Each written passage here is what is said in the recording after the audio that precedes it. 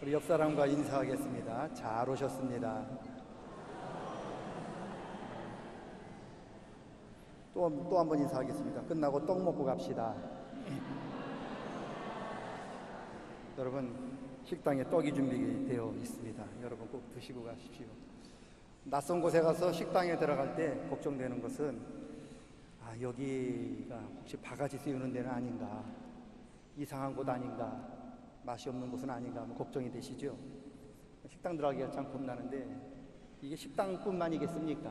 제가 이렇게 싹 훑어보니까 이렇게 우리 교회 처음 우리 교회 오신 분들 상당히 눈에 띄는데, 낯선 곳에 가서 예배 드리는데 이 교회가 제대로 된 교회인가, 혹시 엄한 좀 이상한 교회가 아닌가, 그렇게 여러분 의심하는 마음으로 이 자리에 앉아 있는지도 모르겠습니다만은, 저희 교회는 금년에 창립 103주년을 맞이하는 건전한 교회입니다.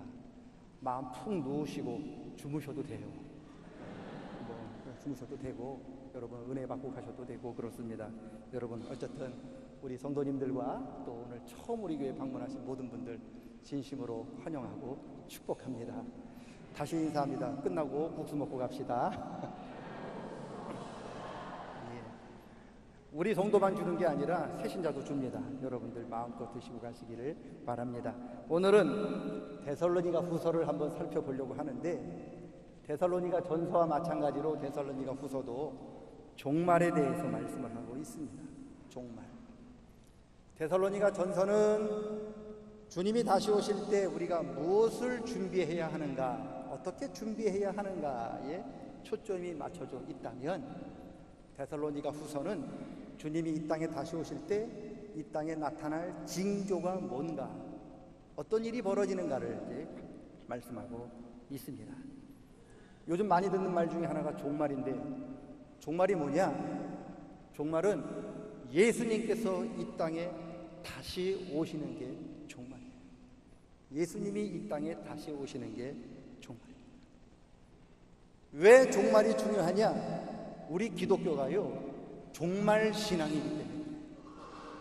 우리 기독교는 종말 신앙을 믿는 사람들입니다.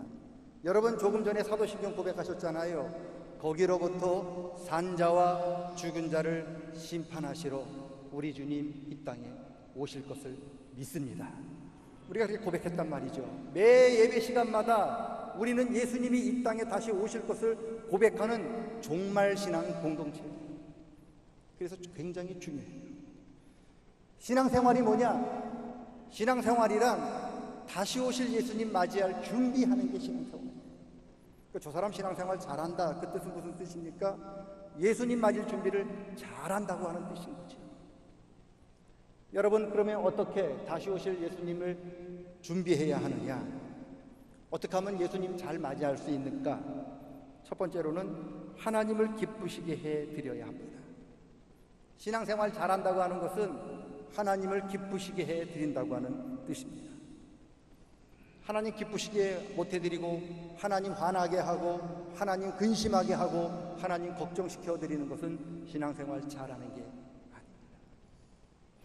부모님 얼굴에 미소 짓게 하는 게 효자지, 그게 효도지. 부모님 화나게 하고 부모님 얼굴 찡그르게 하는 게 효도입니까? 그거 똑같아요. 그러면 어떻게 해야 하나님을 기쁘시게 해드릴 수 있을까요? 두 가지가 있어요. 첫째는 자기가 져야 할 십자가를 자기가 지고 가셔야 해요. 누구든지 나를 따르려거든 자기 십자가를 지고 나를 따르라. 주님 말씀하셨습니다. 십자가 없는 신앙생활 하나님 기뻐하시지 않습니다. 십자가 없는 삶, 그 삶이 세상에서 100년, 1000년이 된다 하더라도 하나님 그 삶을 인정하지 않으십니다. 십자가 없는 삶 다 헛된 삶입니다. 반드시 십자가를 지고 가셔야 해요. 우리 기독교의 상징이 그래서 십자가예요. 왜요? 그만큼 중요해요. 십자가 지고 가는 우리 저와 여러분 모든 성도님들 되시기를 축원합니다. 하나님 기쁘시게 해드리려면 또 어떻게 해야 되느냐? 여러분 하나님의 뜻을 알고 하나님의 뜻대로 행하셔야 합니다. 하나님의 뜻과 반대가 되면은 우리는 하나님을 기쁘시게 해드릴 수 없습니다. 그러면 우리를 향하신 하나님의 뜻이 있다면 그 뜻이 과연 무엇입니까? 두 가지입니다. 첫째는 우리가 이 땅에서 거룩하게 사는 게 하나님의 뜻입니다. 하나님께서 저와 여러분을 선택하시고 하나님께서 저와 여러분을 불러주셔서 이 자리에 세워주신 이유는 우리로 하여금 이 땅에서 거룩하게 살아가도록 부르신 거예요. 거룩이, 우리가 거룩하게 살 때 여러분 하나님을 기쁘시게 드릴 수 있는 거죠. 그러면 어떻게 사는 게 거룩한 삶입니까? 하나님의 백성이 하나님 백성답게 사는 거예요. 목사가 목사답게 사는 게 거룩한 삶이고요. 성도면 성도답게 사는 게 거룩한 삶입니다. 거룩함을 회복하셔서 하나님 기쁘게 해드리는 복 있는 성도들 되시기를 축원합니다. 우리를 향한 하나님의 뜻이 거룩인데 또 한 가지가 있습니다. 무엇이냐? 데살로니가 전서를 우리가 읽었잖아요. 5장 16, 17, 18 잘 알고 있는 말씀처럼 항상 기뻐하라, 쉬지 말고 기도하라, 범사에 감사하라. 이것이 그리스도 예수 안에서 너희를 향하신 하나님의 뜻이니라. 기뻐하는 것, 기도하는 것, 감사하는 것이 바로 우리를 향하신 하나님의 뜻입니다. 기뻐하심으로, 기도하심으로, 감사하심으로 하나님께 기쁨을 드리는 성도님들이 되시기를 축원합니다. 기뻐하라. 어떻게 해야 우리가 기뻐할 수 있을까? 어떻게 해야 우리가 기쁘게 신앙생활 할 수 있을까? 말씀을 드리면서 지난 시간에 우리가 기쁜 신앙생활을 하기 위해서 먼저 뭐를 해라? 칭찬하라고 하셨어요. 비난부터 하지 말고 칭찬해라. 그리고 칭찬은 되도록이면 길게 하시고 비난은 되도록이면 짧게 하시고, 그게 기쁜 신앙생활 하는 거예요. 여러분 생각해 보세요. 어떤 모임에 갔더니 서로 욕하고 서로 잘못했다고 비난하고 서로 다투고 그러면 그 모임에 가고 싶겠습니까? 집에 갔더니 아버지가 맨날 아들 보고 잔소리하고 못했다고 책망하고 꾸짖으면 그 아들이 집에 들어가고 싶겠습니까? 아버지 보고 싶겠습니까? 아니잖아요. 여러분, 우리가 속한 모임이 기쁘고 우리 가정이 기쁘려면요, 비난하지 말아요. 비난하기 이전에 먼저 칭찬하셔야 돼요. 아들 힘들었지? 고생했다. 그런 말을 많이 해주셔야 돼요. 그래야 자녀들이 집에 오면 칭찬 듣는구나 하고 집에 오죠. 넌 그게 뭐니? 물론 많이 눈에 보이지만, 잘못한 게 많이 눈에 보이지만 그래도 참아주시고 칭찬하셔야 합니다. 칭찬받는 모임, 칭찬받는 교회를 만들어갈 수 있기를 축원합니다. 그래야 우리가 집에 가서도 기쁘고 교회 와서도 기쁘고 구역예배 모여도 기쁘고, 여러분 어떤 모임들이 칭찬이 있고 그리고 서로 격려해 줄 때 그 모임 참여하는 사람도 모두가 기뻐할 줄로 믿습니다. 기쁜 모임 만들어갈 수 있기를 축원합니다. 쉬지 말고 기도해라. 제가 말씀드리면서 어떤 일을 하기 전에, 어떤 말을 하기 전에, 자기 생각을 이야기하기 전에 먼저 뭐 해라? 5초 동안 침묵으로 기도하라고 말씀드렸습니다. 말하기 이전에, 화내기 이전에, 비난하기 이전에 5초 동안 하나님 앞에, 하나님 내 마음이 들끓는데 제 입술을 주장해 주십시오. 그렇게 5초 동안만 기도하라고 말씀을 드렸습니다. 먼저 자기가 하고 싶은 얘기 다 하고 먼저 자기 감정을 다 쏟아놓은 다음에 나중에 후회하면서, 하나님 내가 그 사람한테 그렇게 힘들고 어려운 말을 했는데 그 사람 내 말 듣고 시험에 빠지지 않도록 그 사람 좀 지켜주세요 라고 이야기하는 거 기도 아니에요. 그 기도 하나님 안 들으십니다. 왜요? 이미 내가 들었는데, 이미 그 사람이 듣고 상처받았는데. 우리가 잘 아는 강태옥이라는 사람이 있어요. 그 사람이 공부만 했어요. 시절이 약하니까 불러주는 사람이 없어서 그 사람이 공부만 했는데 공부를 늦게까지 60살까지 공부를 했단 말이죠. 그랬더니 집안이 점점 힘들어졌어요. 부인이 참다 못해서 당신 언제 돈 벌어오느냐, 우리 가세가 이렇게 기울었는데 이러면 어떡하느냐 했더니 조금만 참아, 곧 좋은 시절이 올 거야. 그렇게 자꾸만 부인을 격려했어요. 그런데도 부인 너무너무 화가 난 모양이에요. 우리 갈라섭시다 하고 이혼을 했어요. 집을 나갔습니다. 끝까지 잡았어요. 그러면 그러지 마라. 여태까지 그렇게 고생했는데 조금만 더 참읍시다. 그렇게 했는데 아니라고 도망갔습니다. 시간이 흘렀어요. 강태공의 말대로 주무왕이 강태공을 국무총리로 삼았어요. 나라의 모든 권세를 주었어요. 그가 올 때 저쪽에서 웬 허름한 할머니 한 분이 다가왔는데 보니까 자기 부인이란 말이죠. 그 부인이 남편을 알아보고 막 쫓아와서 여보, 내가 잘못했어. 나를 용서해 주시오. 그렇게 얘기했더니 강태공이 부활을 시켜서 그릇에다가 물을 떠오게 합니다. 그래놓고는 그 물을 부인 앞에 보내서 그 그릇을 깨뜨립니다. 어떻게 됐겠습니까? 그릇이 다 깨지고 물이 다 쏟아졌죠. 그러면서 이야기합니다. 당신이 이 그릇을 붙여 물을 다시 주워 닮으면 내가 당신과 다시 살겠다. 이게 무슨 뜻입니까?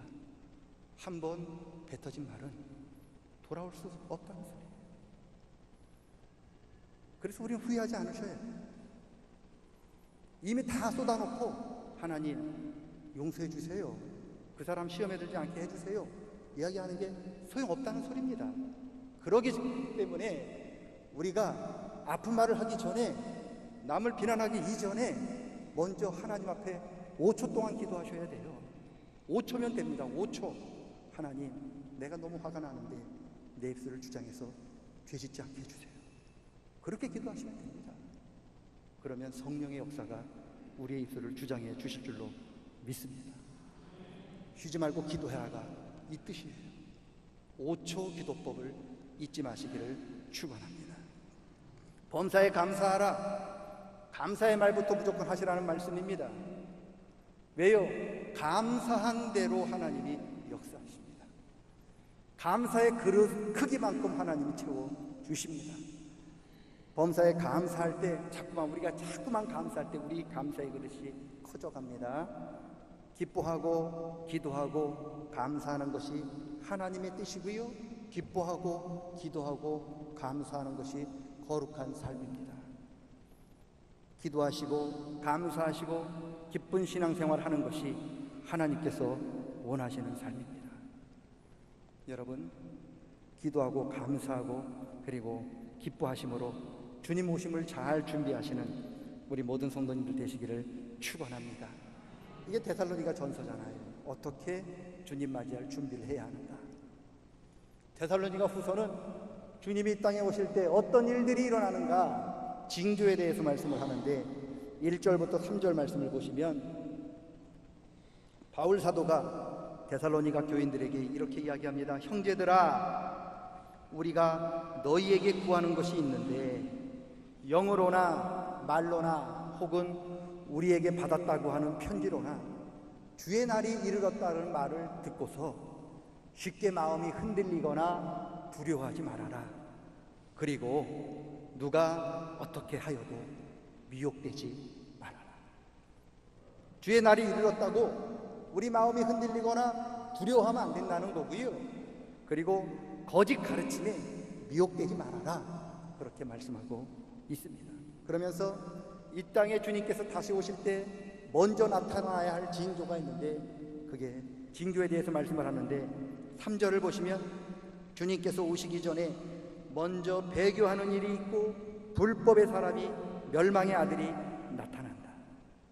이 불법의 아들, 멸망의 아들이 많은 사람들을 미혹하여 믿음에서 떠나게 하고 예수 믿는 데에서 떠나게 할 것이다. 그렇게 이야기를 합니다. 그러니까 미혹하는 사람들이 와서 거짓 가르침으로 인해서 많은 사람들을 믿음에서 떠나게 하는 일이 예수님께서 이 땅에 오실 때 나타나는 일인 거예요. 미혹하는 사람이 어떤 사람이냐? 4절을 보시면 자기를 하나님이라고 주장한다. 하나님이 받으셔야 할 영광을 자기가 가로채고 하나님이 받으셔야 할 예배를 자기가 가로채는 거예요. 더 나아가서 하나님을 대적하고 하나님 말씀과 반대가 되는 거짓으로 가르치고 있다라는 거예요. 그런 사람이 나타나요. 그럼 이상하잖아요. 이런 미혹하게 하는 사람이 나타나서 미혹한 가르침을 가는데 왜 많은 사람들이 그 미혹의 가르침을 따라서 믿음을 버리고 그 사람을 따라갈까? 불법을 행하는 이 사람에게 능력이 나타나기 때문에 그래요. 9절과 10절 말씀을 보세요. 불법을 행하는 악한 사람에게 사탄의 능력이 나타납니다. 그래서 그 사람이 능력을 행하고요, 표적을 행하고요, 거짓 기적을 엄청나게 많이 행하게 되는 거예요. 그래서 많은 사람들이 저렇게 능력을 행하고 기적을 행하는 거 보니까 저 사람이 메시아구나, 저 사람이 우리가 기다리는 메시아구나 하면서 자기가 믿던 믿음을 버리고 그 거짓 선지자들을, 이 거짓 불법의 사람을 따라간다는 거예요. 즉 예수님 이 땅에 오시기 전에 적그리스도가 나타나서 거짓말과 기적과 엉뚱한 능력을 행하여 많은 사람들을 믿음의 자리에서 떠나게 만드는 일이 먼저 나타난다는 거예요. 이게 말세에 주님이 오시기 전에 이 땅에 나타날 징조입니다. 그러면 질문이 생겨요. 왜 하나님께서 이렇게 거짓 선지자들을 보내서 왜 많은 믿는 사람들을 미혹하여 진리에서 떠나서 멸망으로 가도록 내버려 두셨을까? 왜 하나님이 가만 내버려 두셨을까? 그 사람 11절 12절 말씀을 보시면 하나님이 미혹의 역사를 그들에게 보내사 거짓 것을 믿게 하신 이유는 진리를 믿지 않고 불의를 좋아하는 사람들을 심판을 받게 하시기 위함이다. 불법을 행하고 불법을 따라가기를 좋아하는 사람 심판하기 위함이다. 더 쉬운 말로 알곡과 가라지를 구별하기 위해서라. 성경은요, 하나님 말씀보다 불법을 더 좋아해서 믿음에서 떠난 사람을 가리켜서 성경은 가라지라고 부릅니다. 가라지. 지금은요, 가라지가 알곡과 같은 밭에 섞여 있어가지고 어느 게 가라지고 어느 것이 알곡인지 구분할 수가 없어요. 다 알곡 같고 가라지 같습니다. 그런데 여러분, 가라지는 가라지고요, 알곡은 알곡이라는 거예요. 지금은 구별할 수 없지만 추수 때가 되면 구별이 돼요. 종들이 주인한테 묻죠. 주인이시여, 저기 가라지가 있는데 제가 들어가서 가라지를 뽑을까요? 그랬더니 주인이 뭐라고 그러신지 아십니까? 가만 내두어라. 괜히 가라지 뽑는다 했다가 알곡까지 다칠까 두려우니 추수 때까지 가만두어라. 추수 때가 되면 알곡은 알곡대로 거두어서 곡간에 들이고 가라지는 가라지대로 모아서 아궁이에 던져지게 될 것이다 말씀하고 있는 거죠. 마찬가지입니다. 하나님의 자녀들과 불법을 좋아하는 자들이 지금은 같은 자리에 이 교회에 앉아서 지금이 그 사람이 알곡 같고 알곡이 가라지 같고 하나님의 자녀가 다 모두가 하나님 자녀 같아 보이지만, 그러나 주님이 이 땅에 오실 그 날이 되면 불법을 좋아하는 사람과 하나님 말씀을 진리를 붙잡는 사람이 나뉘게 된다는 거예요. 추수 때가 되면 알곡과 가라지가 두 가지로 나뉘게 되는 것처럼 주님의 날이 되면은 불법을 행하는 하나님 말씀 듣기를 좋아하지 않는 사람과 끝까지 말씀 안에 거하는 사람이 나뉘게 된다는 거예요. 그래서 주님의 날에는 두 부류의 사람이 존재하는 거죠. 알곡 같은 사람, 가라지 같은 사람. 하나님 말씀을 끝까지 붙잡는 사람, 하나님 말씀을 떠나서 불법을 따라가는 이 사람, 두 부류의 사람만 남게 되는 겁니다. 지금은 모두가 알곡처럼 보여요. 우리가 옆 사람 보세요. 그 사람이 알곡인지 가라지인지 몰라요. 지금은 모두가 구원받은 하나님의 자녀처럼 보입니다. 그러나 추수 때가 되면 알곡과 가라지가 나뉘게 되는 것처럼 하나님의 날이, 주의 날이 이 땅에 나타나게 되면 진리 안에 거하는 사람과 진리를 떠나는 사람, 그래서 거짓을 따르는 사람이 나누게 되는 거죠. 바울 사도가 데살로니가 교회 교인들에게 주님의 날이 이런 날인데 그 날을 준비하는데 두려움을 하지 말아라. 그리고 걱정하지 말아라. 그리고 미혹의 영을 따라가지 말아라. 그렇게 당부하는 겁니다. 주님의 날에는 구원받는 하나님의 자녀들은 진리 안에 끝까지 거하고 말씀을 붙잡는 사람이니 너희들은 말씀 안에 내가 너희에게 가르친 그 전통, 그 말씀을 굳게 지키라라고 권면하고 있습니다. 종말이 다가올수록, 하나님 날이 다가올수록 저와 여러분이 하나님의 자녀임을 나타내는 증거는 더 말씀 안에 거하게 된다는 거예요. 말씀 안에 거하는 저와 여러분 되시기를 축원합니다. 종말이 다가오면은요, 마귀가 우는 사자처럼 두루 삼킬 자를 찾아요. 그리고 할 수만 있으면 그냥 믿는 사람들도 넘어뜨려서 실족시키려고 마귀가 지금 미혹합니다. 그래서 예수님께서는 제자들에게 깨어 근신하라고 말씀하고 있습니다. 잘 때가 아니라는 거예요. 깨어 있으라는 거예요. 그리고 그 어느 때보다 말씀을 굳게 붙잡으라고 말씀하고 있습니다. 그리고 저와 여러분을 말씀에서 떠나게 하는, 진리에게서 떠나게 하는 그런 악한 사람들, 악한 이단들을 여러분 조심하셔야 해요. 지금 우리 주위에서도요, 저와 여러분을 실족시키기 위해서 지금 얼마나 악한 사람들이 이 지역을 돌아다니고 있는지 몰라요. 우리도 있어요. 이 지역에도 돌아다니고 있단 말이죠. 조심하셔야 합니다. 여러분 자녀들한테 그런 얘기 했잖아요. 자녀들이 유치원 다니거나 초등학교 다닐 때 우리 자녀들한테 신신당부하는 게 있잖아요. 얘야, 낯선 사람인 이상한 아저씨가 너한테 사탕 주면서 나 따라가자, 좋은 곳에 내가 데려다 줄게, 재미있는 곳 구경시켜 줄게, 그렇게 너를 꼬시면, 너한테 이야기하면 반드시 사탕 받고 그 아저씨 따라가라, 그렇게 이야기하는 사람 없잖아요. 절대 따라가면 안 된다 이야기하잖아요. 오늘도 얘기하고 어저께도 얘기했고요, 내일도 얘기하잖아요. 우리가 매일매일 자녀들 학교 등교시키면서 오늘도 이상한 아저씨가 오면은 따라가면 안 돼, 꼭 집으로 와야 돼, 그렇게 이야기하잖아요. 마찬가지입니다. 좋은 가르침이 있습니다. 은혜로운 자리가 있습니다. 여러분 나와 함께 가십시다 라고 여러분을 유혹하는 그 소리에 귀를 기울이시면 안 돼요. 은혜와 진리는 하나님 말씀 안에 있어요. 다른 곳에는 없습니다. 그거 다 거짓입니다. 여러분 조심하셔야 합니다. 저는 이단이요, 거미줄 같아요. 저는 이단이 늪 같다고 생각하는 사람이죠. 거미줄이 어떤 건지 아세요? 거기 잠자리나 거기에 나비가 걸리면은요, 자기 힘으로 도저히 빠져나오지 못하는 게 거미줄이에요.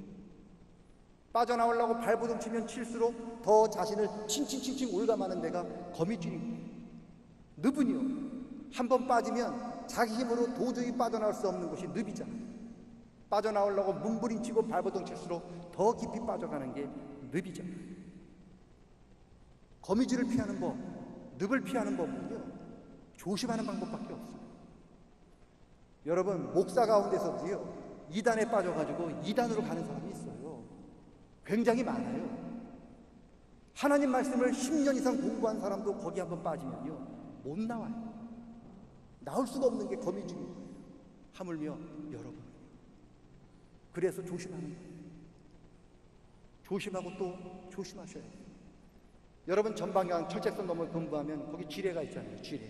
지뢰들을 막 심어놨잖아요.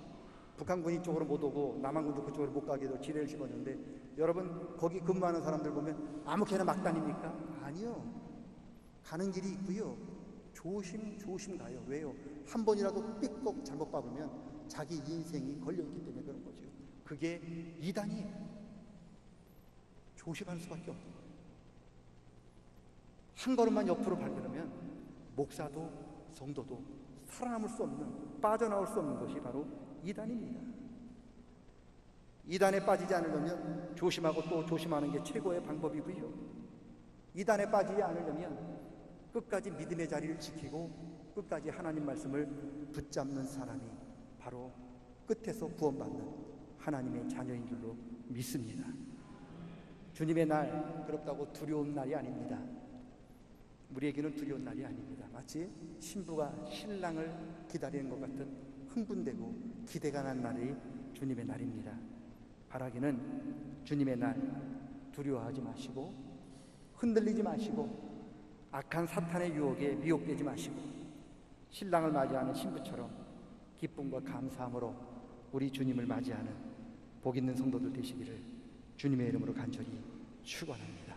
하나님의 은혜가 우리 모두에게 늘 함께 하시기를 축원합니다. 하나님 아버지, 주님 다시 오실 때까지 우리가 이 땅에서 지켜야 할 것을 지키고 붙잡아야 할 것을 붙잡을 수 있는 은혜와 믿음을 더하여 주시옵소서. 예수 믿는 우리가 지켜야 할 그 자리 놓치지 않도록 도와주시고, 예수 믿는 우리들이 지켜야 할 그 말씀 끝까지 붙잡을 수 있는 은혜를 허락하여 주시옵소서. 때가 악하여 우는 사자와 같이 우리를 넘어뜨리려고 하는 악한 마귀들이 많이 다니고 있습니다. 깨어 근신할 수 있도록 우리의 믿음을, 우리의 영적 잠에서 우리를 깨워주시고 다시 한번 근신할 수 있는 믿음을 더하여 주시옵소서. 감사를 드립니다. 예수님의 이름으로 기도드리옵나이다. 아멘. 다 같이 일어서셔서 180장 찬양하시겠습니다.